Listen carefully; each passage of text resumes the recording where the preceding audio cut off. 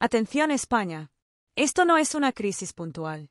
No es un escándalo aislado. Es algo más profundo, más grave, más corrosivo. Estamos ante el ocaso de las instituciones. Lo que comenzó como una lenta degradación del debate público se ha convertido en una estrategia de ocupación sistemática. El poder ya no se ejerce con límites, se impone. Y lo que estamos presenciando no es solo una erosión del sistema, es su descomposición a plena luz del día. El gobierno de Pedro Sánchez no ha destruido las formas por accidente. Las ha dinamitado a propósito. Porque cada rueda de prensa manipulada, cada sesión de control vaciada, cada ministra convertida en parapeto propagandístico, es parte de una maquinaria calculada para colonizar el Estado. La rueda de prensa del Consejo de Ministros, ese espacio que debería ser un ejercicio de transparencia democrática, se ha convertido en un espectáculo grotesco. Ya no se informa, se adoctrina. Ya no se responde, se ataca. Ya no se explica, se encubre. Y todo, con un cálculo milimétrico. Los martes, nunca viernes. Porque así el mensaje sanchista domina toda la semana. Así se entierra el debate. Así se controla la agenda. Silvia Inchaurrondo desmontó un juez. Pero esto es aún más amplio. Porque aquí no es un peinado el que cae. Aquí lo que se desploma es la credibilidad de un régimen entero que ha puesto cada institución al servicio de una sola persona, Pedro Sánchez. Desde que Isabel Celaá soltó aquella frase monumental, los hijos no son de los padres, la línea entre disparate ideológico y doctrina oficial se ha vuelto invisible. ¿Resultado? Una embajadora en el Vaticano. Premio por obedecer. Premio por callar. Premio por traicionar el espíritu institucional. Y luego vino María Jesús Montero, que convirtió la sala de prensa de la Moncloa en un eco de Ferraz, que fue sancionada por la Junta Electoral Central por hacer campaña desde la institución. ¿Castigo? Ninguno. Porque en el sanchismo la lealtad partidista vale más que cualquier norma, que cualquier código, que cualquier constitución. Después llegó Isabel Rodríguez. Doble sanción electoral. Casi 5.000 euros. Y cuando parecía que su carrera había acabado, Sánchez la premió otra vez. Ministra de Vivienda. Porque en esta maquinaria, quien sirve al relato, sube. Aunque mienta. Aunque viole la ley. Hoy, Pilar Alegría. Una portavoz sin convicción. Una ministra sin alma. Un rostro que ya ni intenta ocultar que lo que dice no lo cree. Porque no se trata de explicar, se trata de aguantar. De resistir. De repetir el guión sin errores, aunque sea una farsa. Aunque sea una ofensa a la inteligencia colectiva. Y mientras tanto, el Congreso convertido en un plató. Francina Armengol permitiendo que el presidente nunca responda. Que insulte. Que esquive. Que convierta cada control parlamentario en un show barato donde las preguntas se responden con ataques. El miércoles fue la prueba más obscena. Feijóo pregunta por los escándalos de Santos Cerdán. Y Sánchez responde con Ayuso. No importa que no esté imputada. No importa que las fiscalías la hayan archivado. Importa solo desviar, confundir, aplastar. ¿Y qué hace la presidenta del Congreso? Nada. Silencio cómplice. Como antes Batet. Como siempre, el poder judicial y legislativo convertido en brazo del Ejecutivo. España ya no vive una democracia plena. Vive una simulación institucional. Porque todo, absolutamente todo, ha sido subordinado al poder de una sola figura, Pedro Sánchez. El mismo que promete feminismo mientras usa a mujeres como escudos. El mismo que habla de transparencia mientras construye un muro de propaganda. El mismo que se presenta como víctima mientras actúa como verdugo del Estado de Derecho. Las democracias no mueren con golpes de Estado. Mueren con aplausos. Con ruedas de prensa vacías. Con ministros domesticados. Con instituciones sin alma. Y eso es exactamente lo que ha pasado aquí. Porque ya no se respeta ni la separación de poderes, ni la función pública, ni la independencia informativa. Se ha tomado todo. Y se ha hecho a plena luz, sin pudor, sin consecuencias. Este no es solo el fin de una etapa política. Es algo peor. Es la normalización de la mentira, del abuso, de la manipulación como herramienta de poder. Y eso no lo arregla una dimisión. Ni una remodelación. Ni una encuesta. Eso se rompe de raíz. Porque si hoy no decimos basta, si hoy no ponemos freno, si hoy no llamamos a esto por su nombre, colonización, degradación, descomposición institucional. Mañana será demasiado tarde. Y cuando llegue el momento de explicar cómo cayó el sistema, cómo se vació la democracia, cómo se convirtió el poder en una farsa, habrá que decirlo claro, no fue por accidente, fue por diseño. Y fue permitido.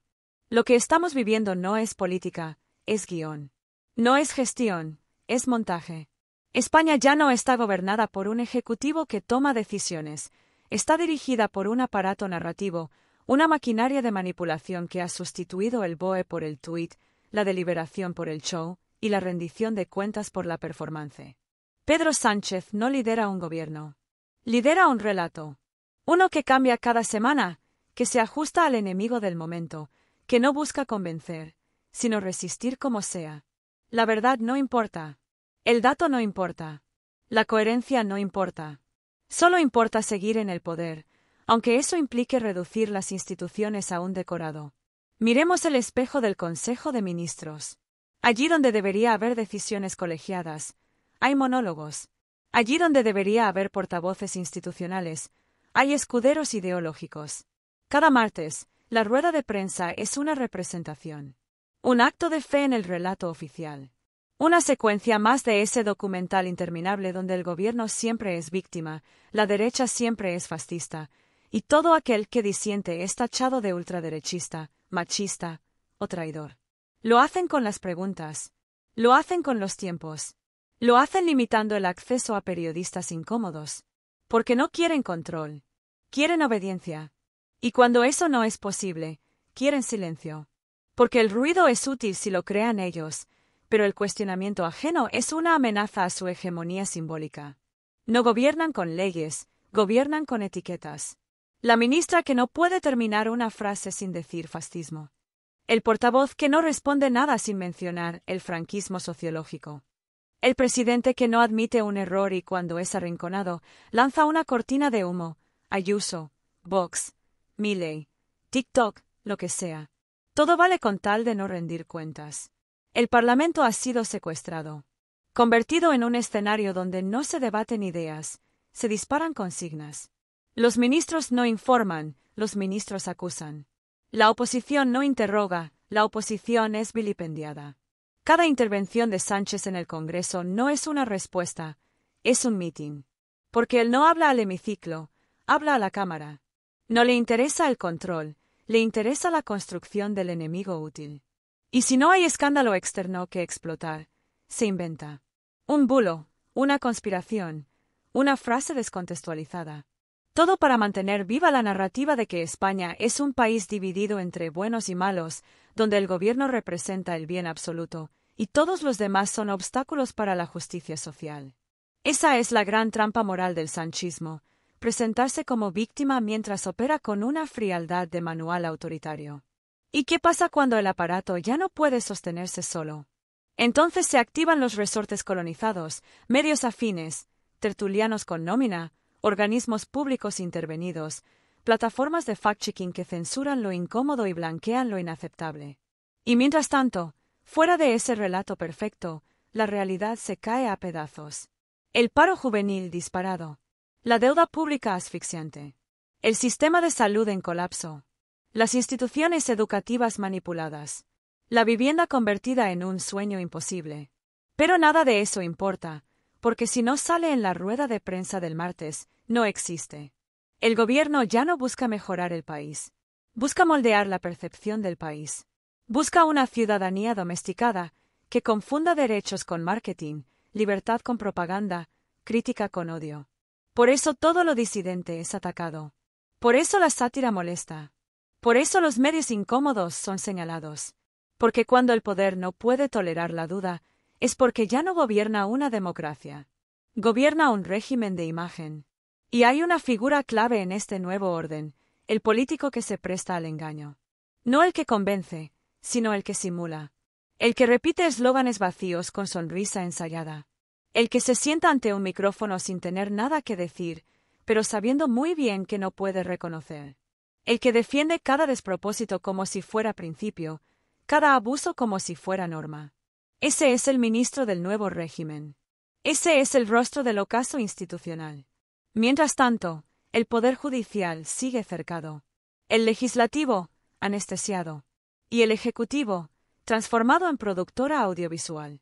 España ya no debate. España reacciona a titulares, a clips de 30 segundos, a zascas y gestos vacíos. Porque eso es lo que han hecho con el espacio público, un ring de combate tribal donde pensar es una desventaja. La degradación institucional no se ve solo en los grandes escándalos. Está en lo cotidiano. En la ministra que no responde. En el presidente que miente sin consecuencias. En la oposición que no puede ejercer su función. En los jueces que son atacados cuando no obedecen. En los periodistas que se autocensuran. Eso es el verdadero cáncer del sistema, la normalización del abuso como práctica política. Y por eso esto no es una etapa. No es una mala racha. Es un modelo. Una forma de gobernar. Una estrategia a largo plazo. Y mientras no se le ponga freno, seguirá devorando lo que queda de democracia. Porque esto no es solo el ocaso de las instituciones. Es la consagración de la mentira como único poder que aún se ejerce sin límite. Y el relato sanchista sigue escribiéndose a golpe de propaganda. La pregunta es, ¿quién lo va a detener? España no ha vivido una reforma de la justicia. Ha vivido algo mucho más peligroso, su ocupación. Un asalto silencioso, metódico, sin tanques, sin decretos rupturistas, pero con un objetivo muy claro: neutralizar a los jueces que no se plieguen al poder político. Y no a cualquier poder. Al de un único hombre. Al de Pedro Sánchez. La independencia judicial, ese principio sagrado que garantiza que el poder no lo controle todo, ha sido descuartizada por fases. Primero con desprecio. Luego con manipulación. Y por último, con intimidación pública. Porque este gobierno no quiere justicia. Quiere jueces obedientes. Jueces que callen cuando se roban fondos europeos. Jueces que no molesten si se pacta con condenados por terrorismo. Jueces que entiendan que su papel ya no es vigilar al poder, sino servirlo. Todo comenzó con el bloqueo deliberado del Consejo General del Poder Judicial, CGPJ. Una institución convertida en rehén político. Un tablero donde no se decide en base a méritos, sino a cuotas. ¿A quién conviene colocar? ¿A quién se puede vetar? ¿A quién se puede utilizar? Y Sánchez, que prometía regeneración, fue más allá que nadie. Puso como condición para renovar el CGPJ que los nuevos vocales compartieran su proyecto político. Es decir, que no fueran independientes. A falta de una mayoría cualificada, usó la opinión pública. Empezó la campaña de acoso. Jueces machistas. Ultraderecha togada. El poder judicial no es democrático porque no lo elige la gente. Y así, la base de nuestro sistema, la división de poderes, fue convertida en una caricatura. En un obstáculo para su plan de poder total. Pero no se detuvo ahí. Cuando los jueces investigaban lo que no convenía, casos de corrupción, contratos opacos, redes clientelares, el gobierno y su entorno activaban la máquina del fango. Filtraciones, insultos, deslegitimaciones públicas. Si un magistrado se atrevía a actuar con independencia, era señalado. Si uno era incómodo, se le destrozaba la carrera. Todo con una frialdad de manual, amedrentar al primero para que el resto aprenda. Y luego, los nombramientos. Ahí es donde se juega la partida grande. Presidentes de salas, fiscales generales del Estado, miembros del Tribunal Constitucional. Cada cargo estratégico es una pieza más del puzzle. No importa la experiencia, no importa el prestigio. Importa la lealtad. Y así se colocó a Dolores Delgado, ministra de Justicia, como fiscal general. Y así se colocó a Cándido Conde Pumpido, conocido operador del PSOE, como presidente del TC. No eran fichajes, eran tomas de poder. El resultado: una justicia partida en dos. Una parte que intenta seguir haciendo su trabajo. Y otra que actúa como sostén institucional del gobierno. Y eso no es teoría. Se ha visto en los fallos, en los silencios, en las instrucciones congeladas, en las causas cerradas por prescripción misteriosa. Veámoslo claro: cuando un gobierno promueve leyes que le permiten controlar el nombramiento de jueces, cuando presiona públicamente a fiscales, cuando desacredita a los tribunales que no les son afines y premia a quienes se pliegan a su relato, no está reformando el sistema. Está perpetrando un golpe institucional desde dentro. Esto no es una exageración. Es una realidad jurídica y política. El poder judicial ya no es garantía. Es un frente de batalla. Y mientras se habla de polarización, de bulos, de conflictos externos, el verdadero problema está ahí, en los despachos colonizados, en los jueces silenciados, en las sentencias dictadas a medida. Y es que cuando Silvia Inchaurrondo sacó a la luz los vínculos ocultos entre el juez Peinado y los intereses del Partido Popular, no estaba simplemente desnudando a un magistrado. Estaba mostrando cómo la corrupción no se perpetra sola. Se blinda desde dentro. Se protege desde los tribunales. Porque el PP no ha sido el único en montar redes clientelares. Lo que ocurre es que ahora el PSOE ha aprendido la lección y está haciendo lo mismo, pero con otro disfraz. Se usa a los jueces como armas políticas. Se retuercen las leyes para perseguir a adversarios. Se emplean sumarios como herramienta de desgaste. Y mientras tanto, los que deberían controlar el sistema se convierten en sus cómplices. Porque si algo ha demostrado esta etapa es que no hay neutralidad posible cuando el poder está tan concentrado. El caso Peinado fue solo la primera grieta. Detrás vienen más nombres, más conexiones, más escándalos tapados. Porque la cloaca ya no es subterránea. Es visible. Es estructural. Es parte del sistema. Y si no se limpia ahora, si no se exige responsabilidad real, el Poder Judicial quedará reducido a una oficina de validación del relato oficial. Ni más, ni menos. La justicia que calla ante el poder es injusticia. Y la justicia que persigue al débil pero protege al fuerte no es justicia, es sumisión institucional. España ya ha perdido la confianza en los partidos, en los parlamentos, en los gobiernos. Si ahora pierde también la fe en sus jueces, no quedará nada. Ni siquiera el espejismo. Y lo más grave es que esto no ha terminado. Esto es solo el principio. La democracia no muere en un golpe. Muere en silencio. En ese silencio cómplice que no se impone, se negocia. En titulares que no aparecen. En escándalos que se entierran. En preguntas que no se hacen. Y eso, exactamente eso, es lo que está ocurriendo en España. El ocaso de las instituciones no habría sido posible sin el otro gran pilar de la mentira, los medios de comunicación vendidos al poder. Porque sin prensa libre, no hay verdad posible. Y en este país, la prensa ya no fiscaliza al gobierno. Lo protege. No toda. No siempre. Pero sí la suficiente como para que los abusos no escandalicen.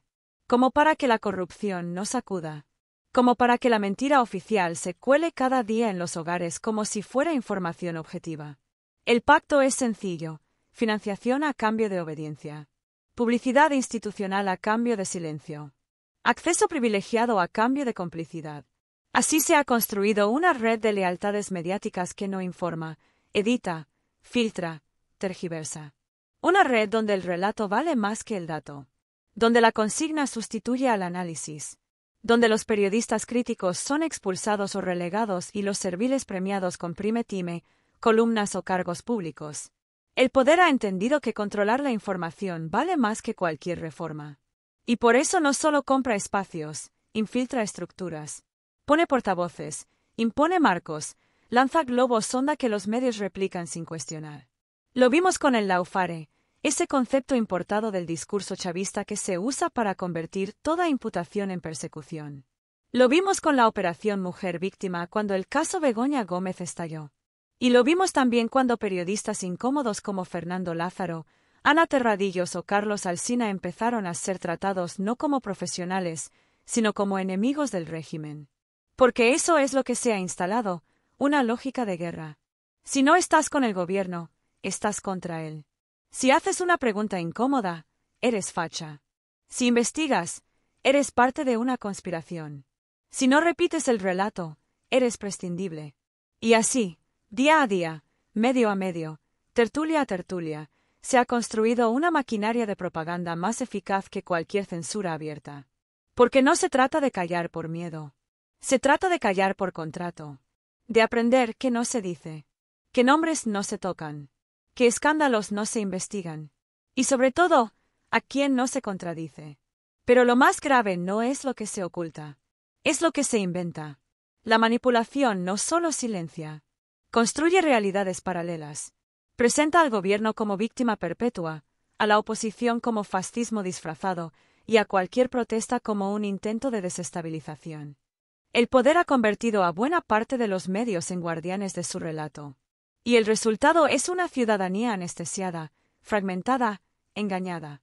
Porque cuando todas las cadenas repiten lo mismo, cuando todos los editoriales suenan igual, cuando todas las tertulias usan los mismos términos, no hay diversidad, hay doctrina.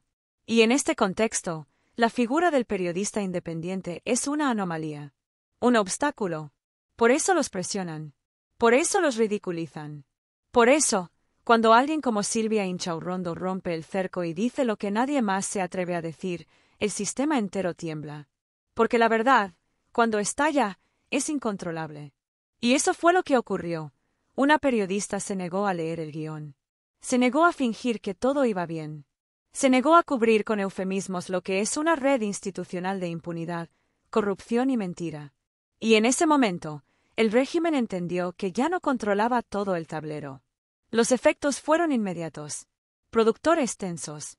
Directivos nerviosos. Llamadas desde despachos oficiales.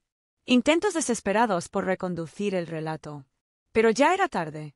Porque en el instante en que se rompió el pacto de silencio, la sociedad despertó. Los clips se viralizaron. Las preguntas se multiplicaron. Las redes sociales, normalmente domesticadas por algoritmos al servicio del ruido, se llenaron de nombres, pruebas, exigencias. La verdad, por fin, se abría paso. Y en esa fisura, muchos periodistas se encontraron con su conciencia.